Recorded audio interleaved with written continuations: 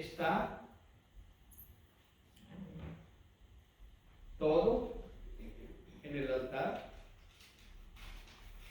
Bien, busque por favor en el libro de Génesis, en el capítulo 22.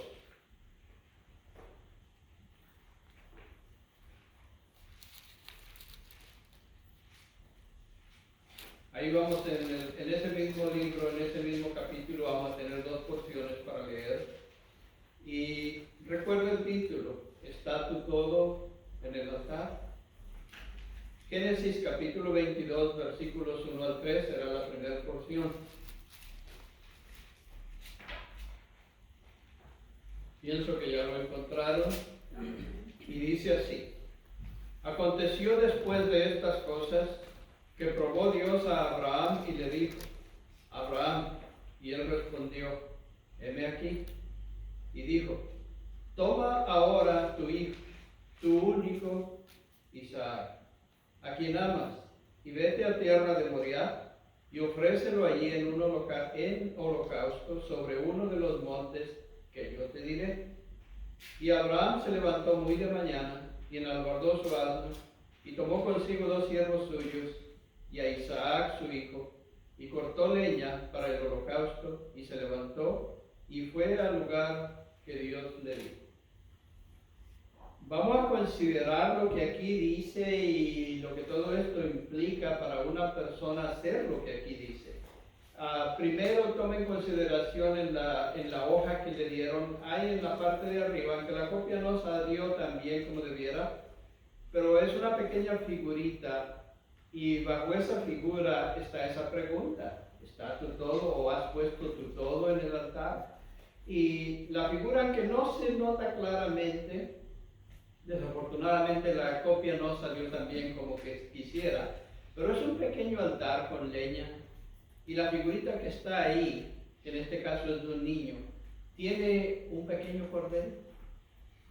Ahora considere usted, al acordarnos de lo que estamos leyendo, primero considere una cosa: Abraham y Sara son conocidos para el creyente a través de la Biblia. Uno sabe de ellos.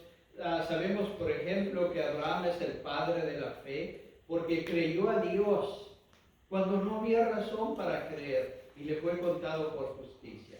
Pero hay muchas cosas muy especiales de este hombre Abraham y del trato que Dios tuvo con él y cómo él reaccionó hacia Dios. Mire, para que podamos entender por lo menos un poquito más ampliamente esta situación, pensemos en algo. Abraham y Sara son de 100 años, él y ella de 90. Sara era estéril. Se nos dice que Sara era estéril y no tenía hijos.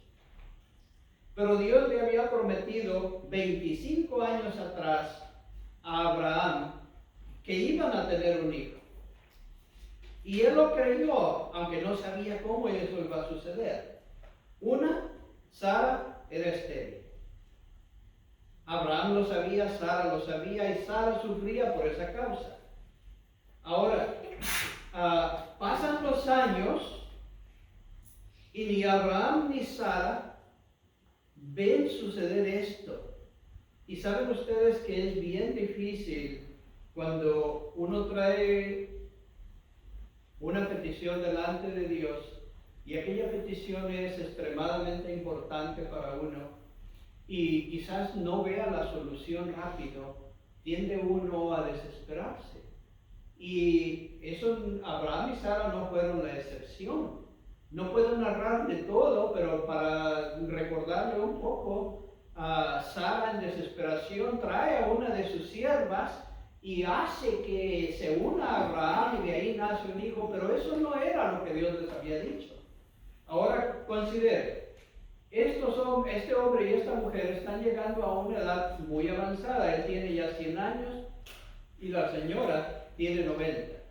Se nos dice que Sara era hermosa en extremo. Se mantuvo así toda su vida, qué cosa más interesante.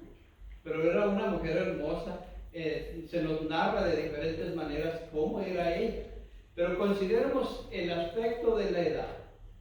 Ellos tienen 100 años Y Dios viene y les dice, poco menos de un año antes de este momento que nace Isaac, les dice, de acuerdo a los días de la vida, yo visitaré a Sara y tendrá un hijo. Y le dijo su nombre y todo cómo se iba a llamar. Y ellos todavía tienen algo de tiempo para volver a pensar, ¿realmente va a suceder esto? Pues sí sucedió. Sara dio finalmente a luz a un muchachito de nombre Isaac, que quiere decir risa. Y de nuevo, los dos viejos, para Sara el tiempo de la edad para dar a luz hijos ya había pasado hace bastante tiempo. Y ahora Dios viene y le dice a Abraham, toma a tu hijo. Y mira el lenguaje que se usa. Aconteció después de estas cosas que probó Dios a Abraham y le dijo, Abraham, y él respondió, heme aquí, le dijo, toma ahora tu hijo, tu único, Isaac, a quien amas, y vete a tierra de Moriah y ofrécelo allí en holocausto sobre uno de los montes que yo te diré. No sé si podemos imaginar lo que empezó a suceder en la vida de Sara más que en la de Abraham cuando ella supo acerca de esto. Porque el mismo Dios que les había prometido un hijo ahora se los estaba requiriendo. Y le estaba diciendo a Abraham, llévalo contigo y yo te enseñaré en dónde lo vas a sacrificar. Y desafortunadamente el tiempo apremia y no puedo cubrir todo lo que quisiera en este aspecto.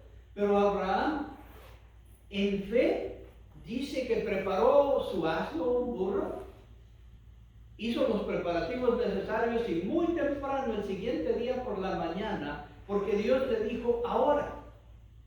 Y aquel hombre enseguida lo llevó a cabo. Se levantó temprano por la mañana y empezó a caminar 3 días de camino.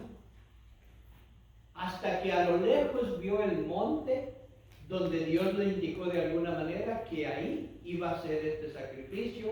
Y aquel hombre todavía va con su hijo y va confiando que algo va a suceder, que algo Dios va a hacer, que aunque su hijo muera, Dios lo va a regresar quizás de entre los muertos.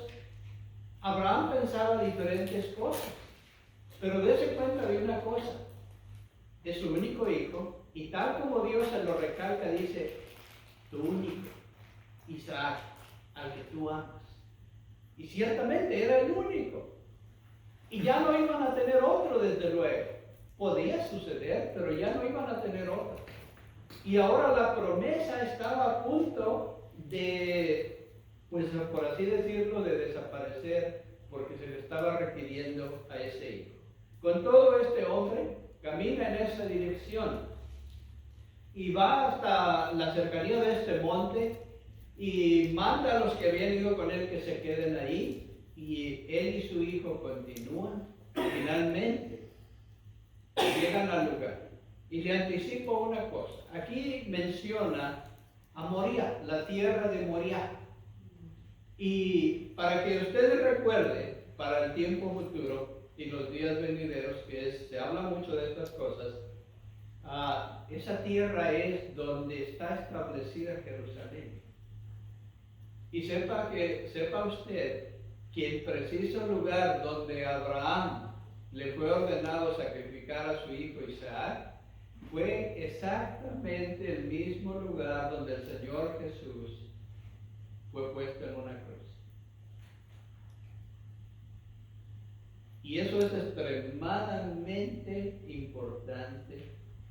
Y sepa usted que Dios hace las cosas, una, al pie de la letra y de una manera muy significativa, que si nosotros logramos a leer, entender lo que leemos, entonces empieza a cambiar nuestra vida y empieza también a cambiar nuestra manera de vivir y nuestra manera de vivir la vida. Esta es más o menos las circunstancias en que Abraham llega a este lugar. Él no está feliz, por así decirlo, de llevar a su hijo. No lo está. Pero hay algo increíblemente grandioso en lo que es la fe, porque en estas acciones de Abraham vemos reflejada lo que es la fe. En Hebreos se nos dice, es pues la fe, la certeza de lo que se espera, la convicción de lo que no se ve. Abraham no sabe lo que va a suceder con certeza, pero aquel hombre está haciendo el uso práctico de la fe y está presentando hasta el punto donde llegó su sacrificio al Señor. Y ustedes saben que llegó un momento en el cual Abraham puso la leña sobre su hijo y llegaron y formaron un altar y luego amarró a su hijo y el hijo quedó ahí aceptando que lo amarrara sobre la leña. Y todo esto tenía que haber un sufrimiento de alguna manera difícil de poder explicar, tanto en Abraham como en su hijo y como en Sara, que no estaba ahí, pero que sabía algo de esto. Algo increíble estaba sucediendo ahí. Ahora, Dios probó a Abraham. Hermanos, cuando Dios hace algo como esto, o otras cosas que se encuentran en la Biblia, en las Escrituras, no es que Dios quiere saber necesariamente o descubrir así cómo nosotros vamos a reaccionar a algo. Dios no está haciendo esto para saber lo que Abraham va a hacer. Es para que Abraham sepa si él realmente puede poner todo en el altar. Y si puede finalmente poner toda su vida y la de su familia en las manos de Dios. Dios ya lo sabía desde antes de este momento. Ya sabía cómo Abraham iba a reaccionar. Pero cuando hay un tipo de prueba donde de alguna manera nos damos cuenta que Dios nos pone a prueba en alguna cosa, no es para que Dios nos conozca mejor. Entre ustedes y yo, a veces sí descubrimos cosas los unos de los otros por las acciones mismas. Pero en el caso de Dios hacia nosotros, no tiene que ver así de esa manera, sino que Dios ya lo sabe, pero permite o causa que suceda algo para que nosotros mismos nos conozcamos. Porque aún de nuestra propia vida y nuestra propia persona, hay muchas cosas ocultas que ustedes y yo no conocemos. Y solo las conocemos o las sabemos cuando salen a la luz ante una situación por lo regular difícil. En la mayoría van a ser cosas difíciles, pero hay algunas que traen alegría y aquello también nos hace saber un poquito más de quiénes somos. Dios ya lo sabe, pero aquello Dios lo usa para que nosotros sepamos realmente dónde estamos en cuanto a una relación con Dios. ¿Está tu todo en el altar? ¿Están tus habilidades y tus dones disponibles a Dios o no? Habilidades. Cada persona nace inteligente. Pareciera ser que en algunos de los casos unas personas fueran más inteligentes que otras. Le voy a sugerir que en vez de pensar que hay personas extremadamente más inteligentes y personas menos inteligentes, pensemos de esta manera. No quiero arguir el asunto en cuanto a lo primero, pero que pensemos de esta forma. Toda persona nace con la capacidad de inteligencia. Claro, sabemos en algunos casos que por algún asunto en el cerebro el niño no crece, que se queda como bebé, aunque crezca en años y de estatura. Pero en su gran mayoría, toda persona nace y es inteligente. Pero hay personas que en el paso de los años utilizan su inteligencia y le dan buen uso y desarrollan esa inteligencia.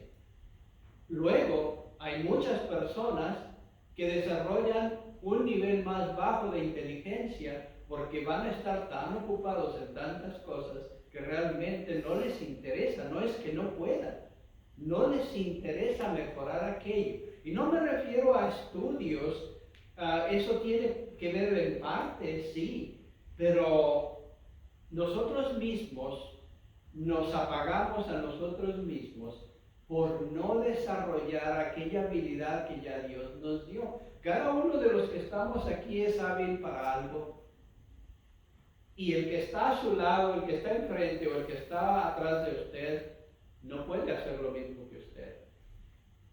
Pero eso no lo hace a usted en ese aspecto único.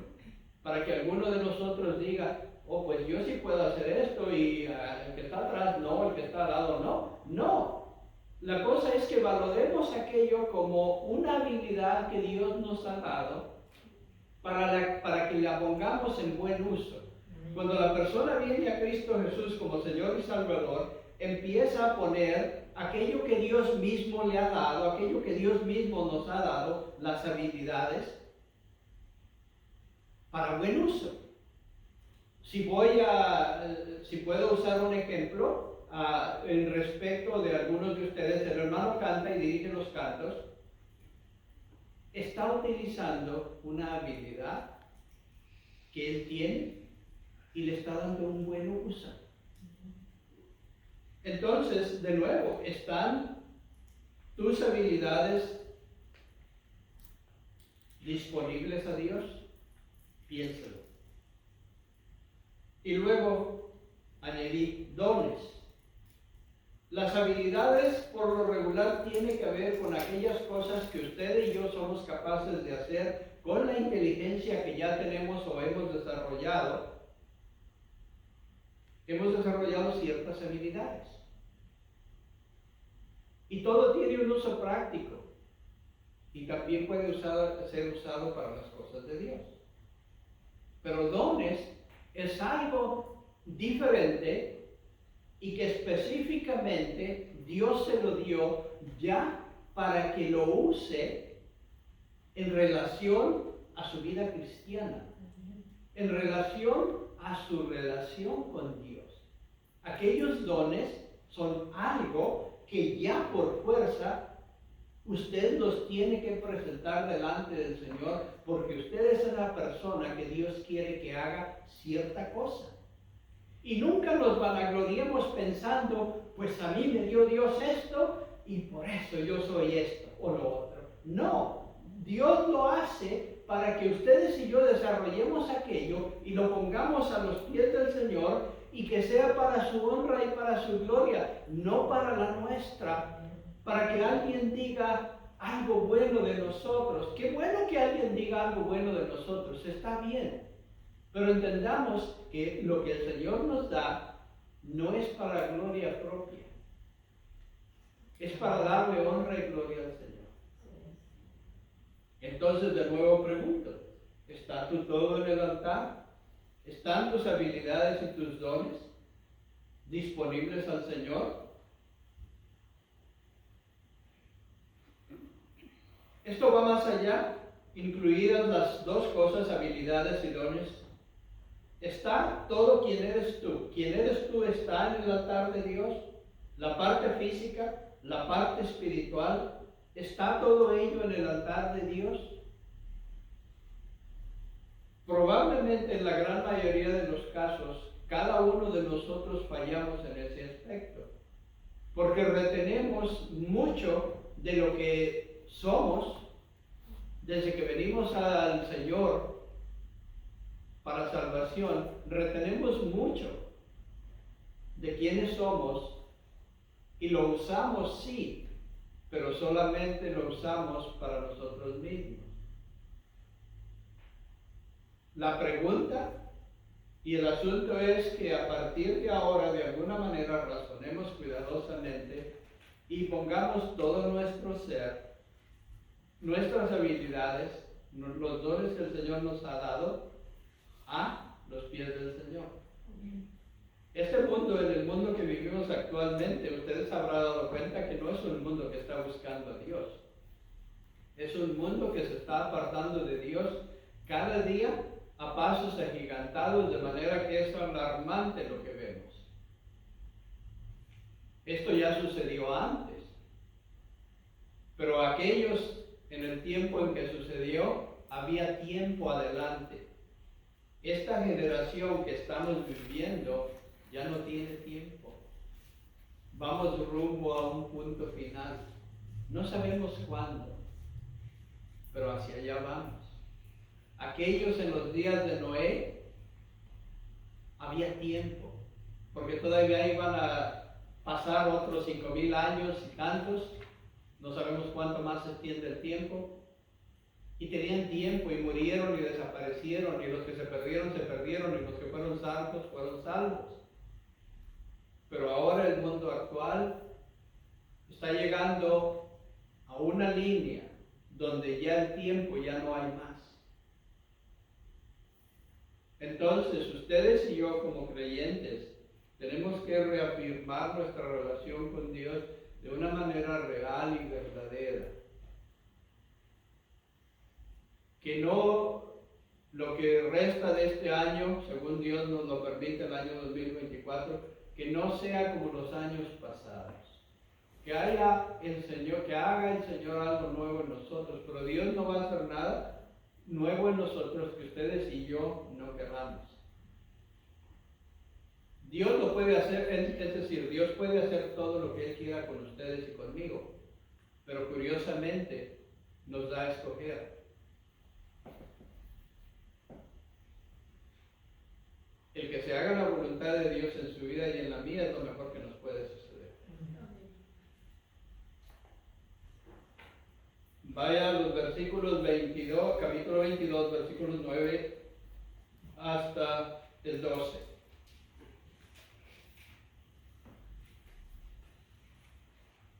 Y dice así, todavía hablando de Abraham y su hijo Isaac.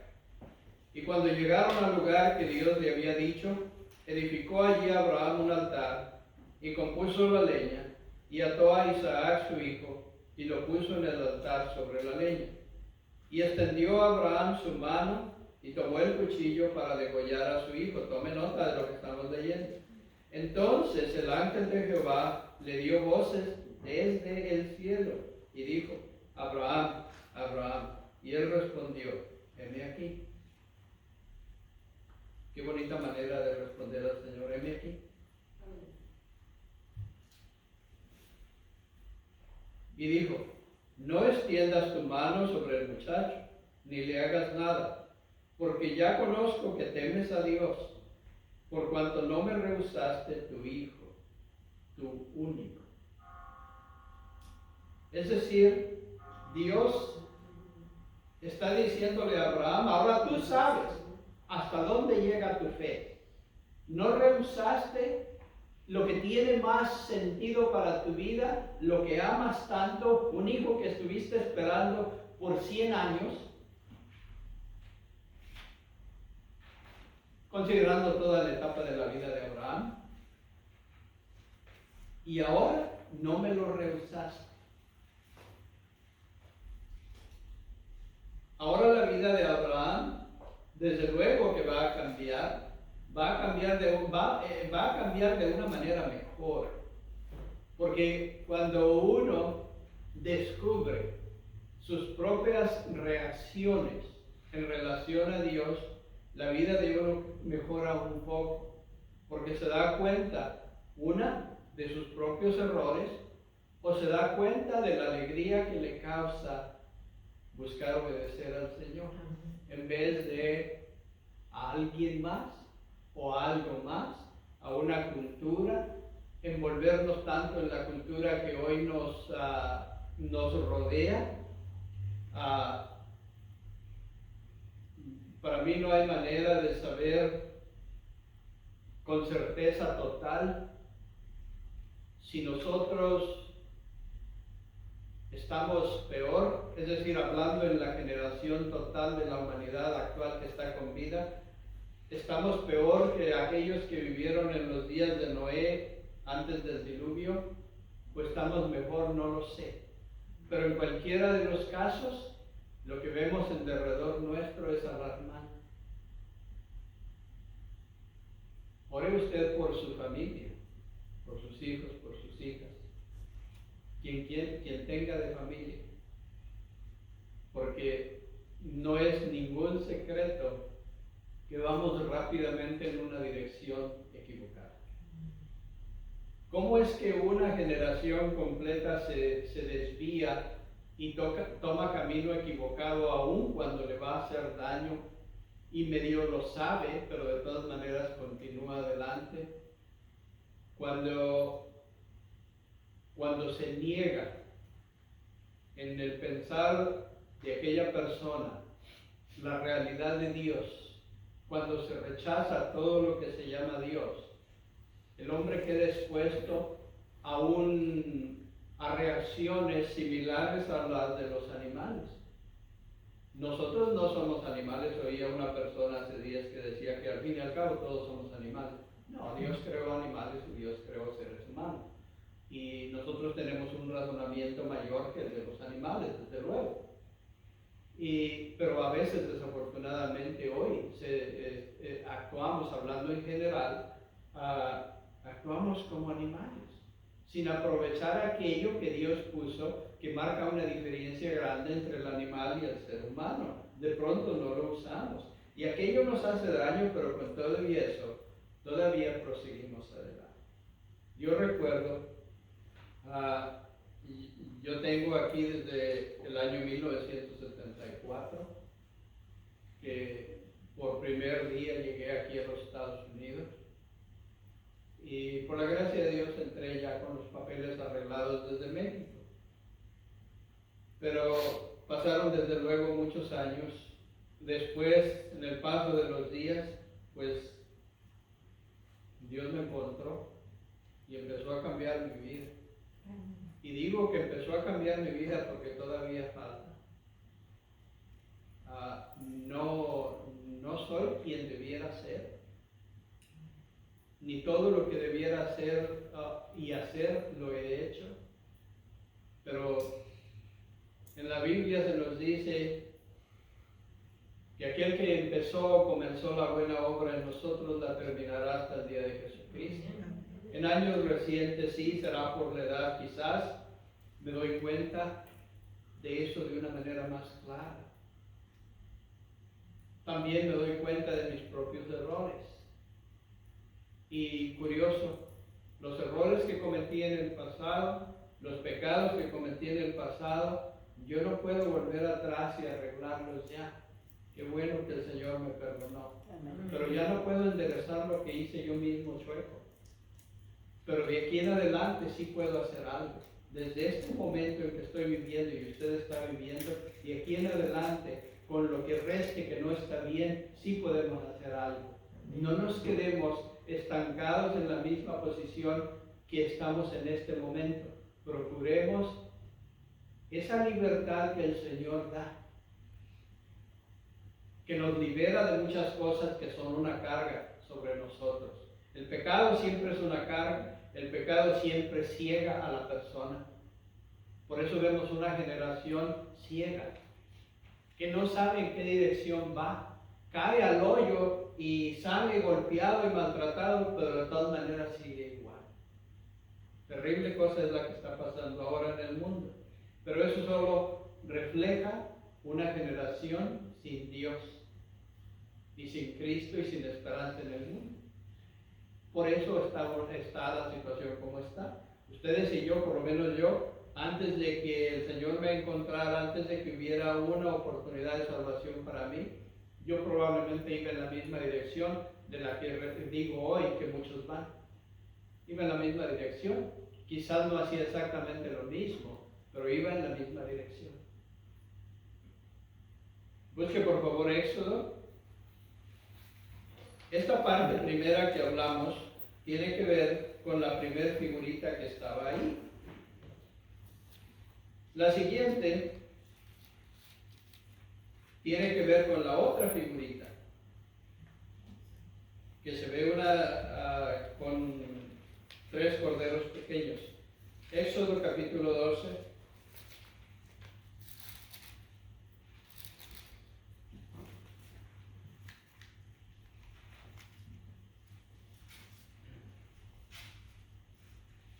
En lo que busca le recuerdo otra cosa. Abraham vivió un total de 175 años y Sara vivió 127.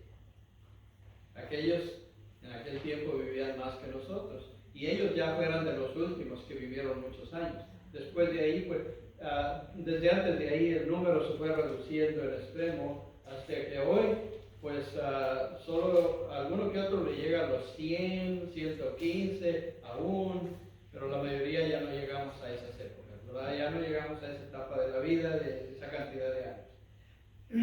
Gracias a Dios por los que viven muchos años y viven bien. Bien, Éxodo capítulo 12, versículos 1 al 6. Esto tiene que ver con la segunda figurita. Dice, habló Jehová a Moisés y a Aarón en la tierra de Egipto diciendo, este mes os será principio de los meses para vosotros. Disculpe. Este mes os será principio de los meses. Para vosotros será el primero de los meses del año. Ahí empezaba la historia de ese pueblo. Hablar a toda la congregación de Israel diciendo, en el 10 de este mes, tómese cada uno un cordero según las familias de los padres, un cordero por familia. Mas si la familia fuere tan pequeña que no baste para comerlo,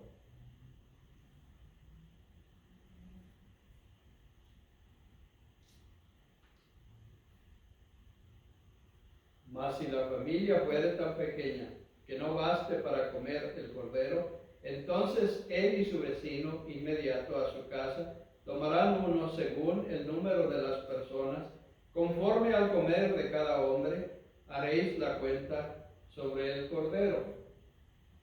El animal será sin defecto, macho de 1 año, lo tomaréis de las ovejas o de las cabras, y lo guardaréis hasta el día 14 de este mes, y lo inmolará toda la congregación del pueblo de Israel entre las 2 tardes. Dios así hizo esto, estableció lo que se celebra en los días cuando crucifican al Señor Jesús, la Pascua. Y espero que usted ya esté familiarizado con todo esto. Ahora,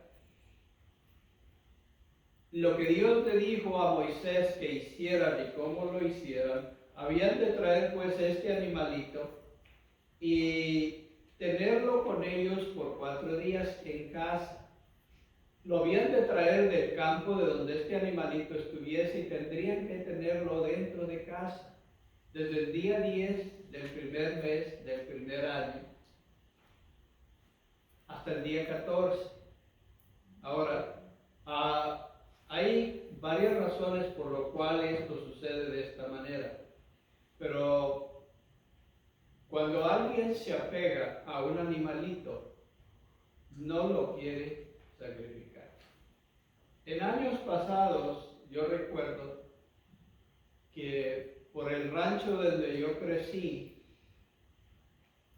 cuando querían caldo de pollo, mi mamá preparaba caldo de pollo, pues seguían al pollo, a la gallina o lo que fuera, y luego le daban vuelta hasta que se despegara el cuello. Yo no sé si ustedes experimentaron o vieron eso. Y yo chiquillo veía eso y créanme que, no sé, me parecía un poquito como extraño quizás, pero yo lo que quería era el caso. Y que mi mamá, si acaso, me diera la pieza del pollo que me gustara más. O sea, ¿sí me entienden lo que estoy empezando a decir? Pues como que al pollo al final no me importaba tanto. Pero pregúnteme ahora si yo tuviese 2, 3 pollos y una gallina. Créanme que yo nunca le torcería el cuello a uno ya no. Si los tuviera en casa, no. Morirían de viejos si mueren antes que yo, pero no haría eso, aunque tuviera muchas ganas de comer caldo de pollo. Pues ahí Dios les ordenó que trajeran dentro de casa un corderito o un pequeño animalito de entre las cabras y lo tuvieran en casa, de manera que se familiarizaran con ese animalito más que cuando estaba en el corral o andaba en el campo. Ahora iba a estar con ellos, cerquitas de ellos. Pero finalmente tenían que sacrificarlo, y de la sangre que se derramaba de ese animalito, al cortarle el cuello, debían de poner en la puerta, en los marcos de la puerta en total, en un cierto día específico y por una razón específica, de la cual no vamos a hablar ahora. Pero cuando eso sucede, cuando uno ya crece en años, cuida aún sus animalitos, los cuida y los quiere. De hecho, empieza uno a ver, si lo tiene, empieza a ver a aquel animalito, cualquiera que sea, como parte de la familia. Tanto así es esto que algunas personas quieren más al perro que al niño. Es curioso, no está bien, pero en algunos de los casos eso sucede. Porque al perro le arriman alimento del mejor, el niño pues hay que coma sándwiches cuando él pueda y como pueda. Pero el perro y el gato están bien atendidos. En la mayoría de los casos también hay personas que para nada debían de tener el animalito porque no lo cuidan. Pero lo que estoy diciendo es que aquellas personas, Dios les estaba diciendo, tienen que traer este animalito a casa, tienen que convivir con ese animalito para que se apegaran a él, pero luego lo tenían que sacrificar. Y ahí, esto lo leo y lo digo para que podamos entender la vida de Abraham y la decisión que tomó. Porque su hijo no había vivido 4 días con él. No sé qué habrá usted pensado cuando se menciona que Abraham amarró a Isaac y lo puso sobre la leña ya solo para prenderle fuego y cortarle el cuello. No sé cómo lo ve usted, pensó quizás que era un niño pequeño, que era fácil de amarrarlo y ponerlo sobre la leña. No, este jovencito podía haber tenido 25 o 26 años. No hay forma de determinar la edad exacta, pero no era un niño, era ya un hombre. Claro, aquellos vivían más tiempo, un joven. Pero aquel joven era capaz de negarse y sin embargo no lo hizo. Obedeció a papá y dejó que lo amarrara y vio el cuchillo en la mano de su papá y sabía lo que iba a suceder enseguida y aquel muchacho lo aceptó. Hay algo muy interesante en la relación del papá y el hijo ahí. El papá sacrificando o dispuesto a sacrificar a su hijo, era el único. Y el hijo, viendo a su papá y aceptando que lo sacrificara.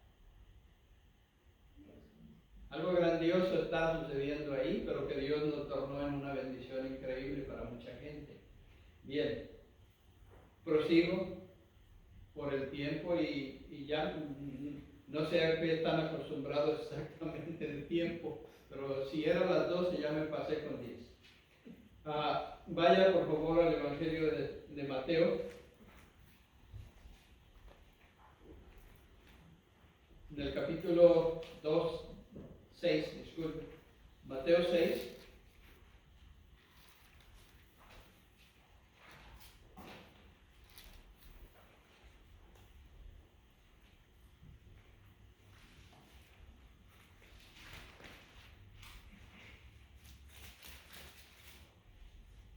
Versículos 19 hasta el 21.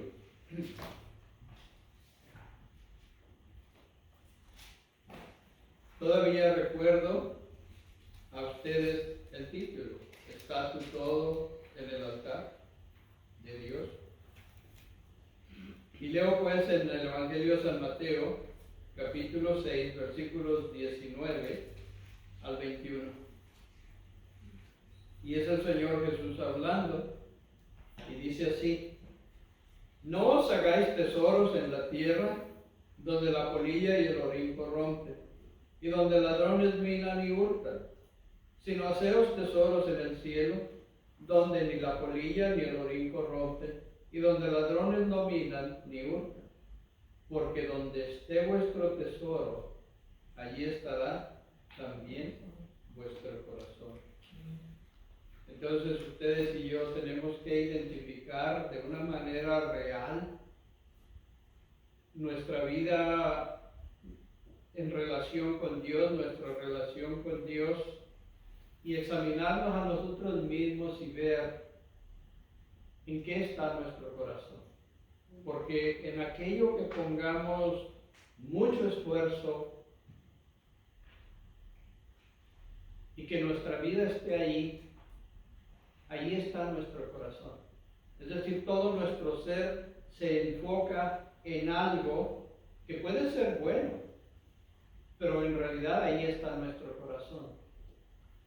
Y su corazón y el mío, si hemos creído en el Señor Jesús como nuestro Señor y Salvador y buscamos ser sus discípulos, continuar aprendiendo de Él y poniéndolo a la práctica, entonces no debemos permitir que nuestro corazón esté en aquellas cosas que nosotros consideramos como muy valiosas mientras que vamos caminando aquí.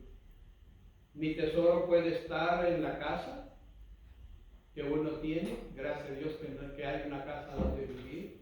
Puede estar allí, arreglarla de un lado al otro, poner, hacer y quitar y todo aquello.